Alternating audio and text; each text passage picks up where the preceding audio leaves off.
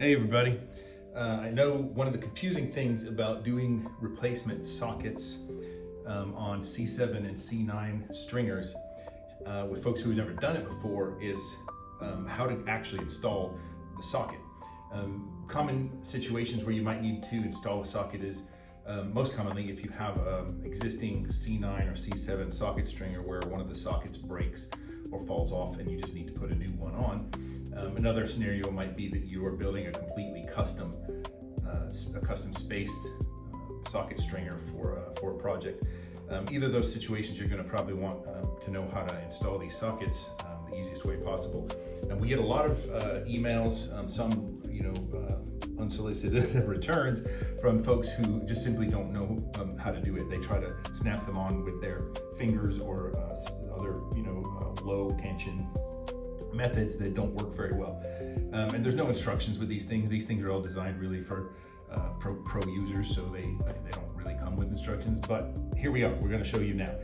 My recommendation is always a pair of these C clamp, sometimes called welder's clamps. So this is a Vice C clamp. It's like $10 on Amazon. And this is the best tool to have around, especially if you're doing like a custom string where you're putting a bunch of sockets on. This is a C9 socket, and this is the cap for the socket. So I'm going to show you how this works. The first thing you'll note is one side of this socket has a little notch on it. That is the notch where this clip part of the base slides into when you put the bottom onto the socket. So if you put it on the opposite direction, it won't completely close. So you have to make sure you put it here. Also, you'll note that the pins on the socket, these little plastic pins, they don't fit this way. Sometimes your first instinct is to put the cap on in line with this slot in the bottom of the socket, which of course is not the correct way to do it. The slot is where the wire goes through. The wire goes through the slot, and the pins here puncture the wire. That's how you get the electrical connection into the socket. So all of those things said, this is the method. You take your wire and put it into the slot, making sure that your wire matches, right? SPT1 to SPT1 or SPT2 to SPT2. You take your cap, making sure that the clip side goes on the notch side, and you sort of hand tuck it, but don't try to cram it in here like this. This is going to take you forever and hurt your hands if you try to do it by hand like this. The way to do it is to hold it.